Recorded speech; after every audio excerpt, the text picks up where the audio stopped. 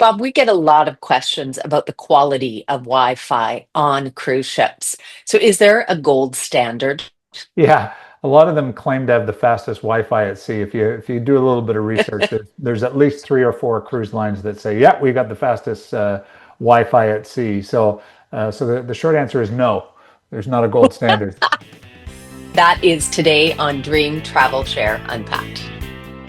If you'd like to receive an email version of today's show, along with our weekly travel opportunities, click on the link below to join our mailing list. We promise to only send you one email a week every Friday. You can unsubscribe at any time, and we won't share your email address with anyone else. So which cruise line does have the fastest Wi-Fi?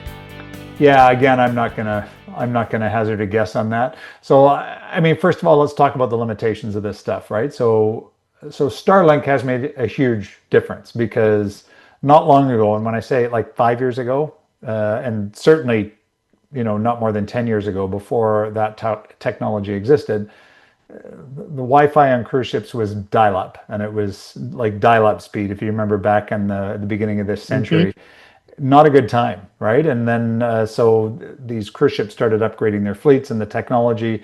Starlink came along. There are competitors to Starlink, not in North America, in Europe, and so all of them are better than dial-up.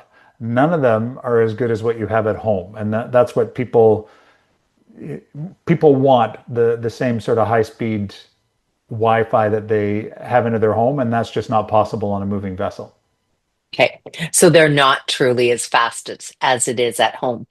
It can be if if you're lucky, and by lucky I mean it depends where you are. It depends how many other people are, because there's only one. There might be 100 or 1,000 routers on the ship, right? But there's only one uplink to the satellite. So Mhm. um, there it can be pretty good. In some cases, you can stream video, which is extraordinary when you think about it in a moving vessel.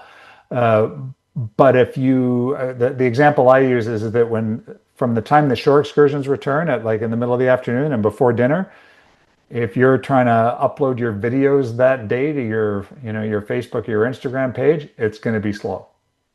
So, some of our clients are expecting it's going to be as good as it is at home. What's the answer to that? Yeah, they're going to be disappointed.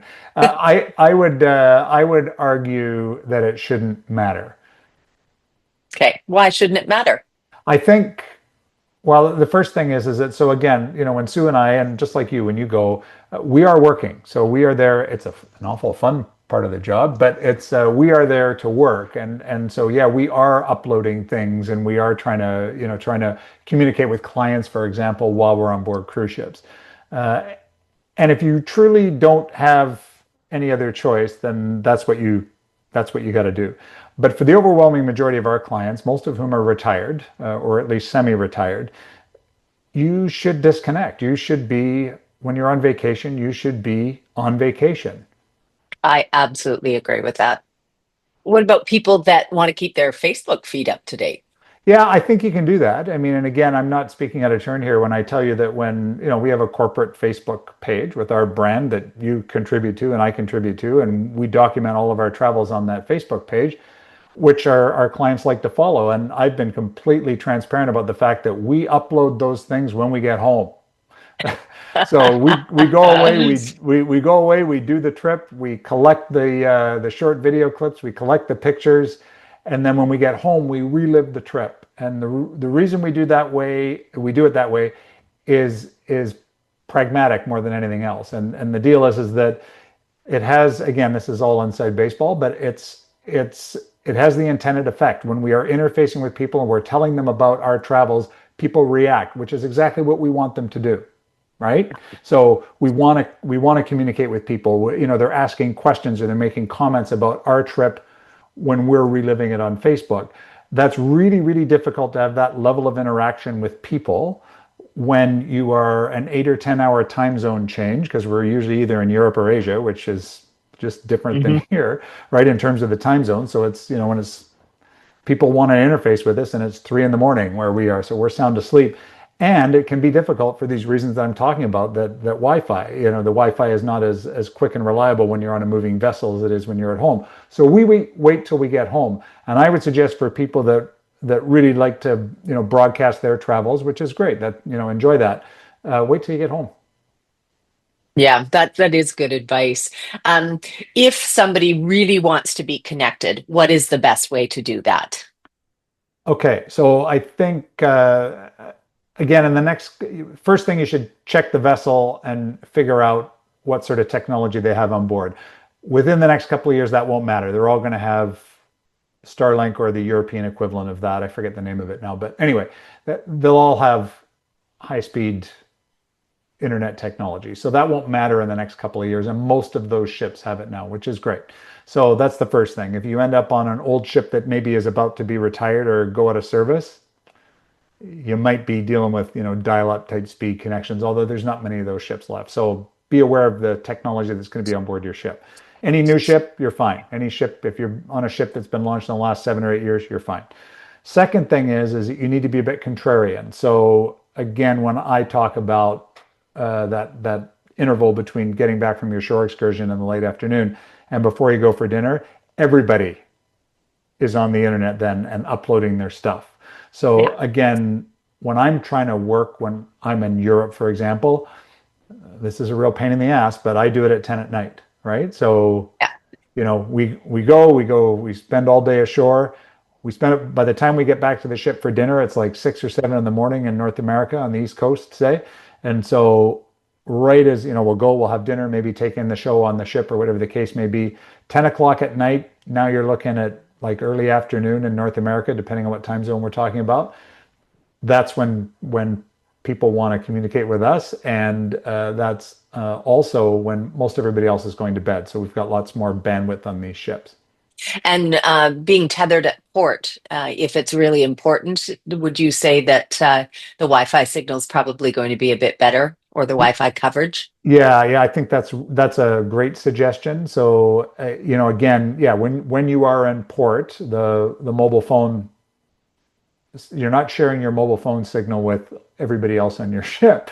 So Yeah. it's I mean, if you've got a good roaming plan, like, so some people won't want to turn on their phone when they're abroad, but if you use an eSIM or you have a good international roaming plan, then yeah, tether when you're in port, use your own mobile device. Uh, they tend to have a bit of trouble if you're inside your room in a great, you can imagine you're sitting in a steel cage that usually has Yeah. really nice wallpaper and carpet, but nevertheless, you're in a steel cage, right? So put your phone over by the window or the door and then tether if you're in port. It's a good idea. Okay.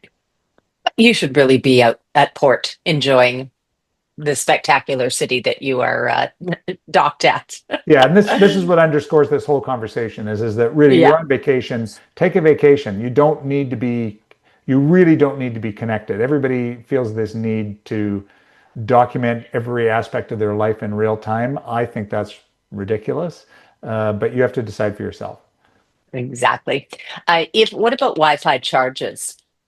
What do typically the ships charge for Wi-Fi? Yeah, I mean the higher end cruise lines will include that for you. It'll be part of your cruise fare. On the mega ship lines, you can pay 25 to $50 a day so they usually offer some basic Wi-Fi. So if you just want to return the occasional email, great.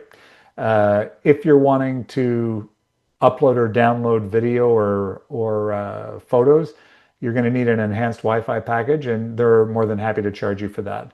Again, on the Yeah, higher end lines, it's usually included. all included. Yeah. Yeah. What are we going to be chatting about on Dream Travel Share Unpacked next week? Yeah, next week we're going to chat with some personal stories about some travel disasters that Sue and I have had. And the reason it comes up is that every now and then we'll get a panicked phone call from somebody that's just missed a plane, right? That's the most of the travel disaster stories have something to do with airlines. But Yeah. nevertheless, we are going to have a chortle at our expense about various travel disasters. And hopefully it'll be instructional. Hopefully there's some things that others can learn from our errors. Good. I look forward to that one. All right, we'll see you then. Bye for now. If you enjoyed this video blog, it really helps us when you like, or better yet, subscribe to our channel so that we know the best content to produce for you.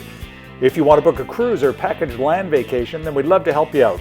We know the products and destinations very well, and we can always get you something not available on direct bookings. Our coordinates are in the notes below.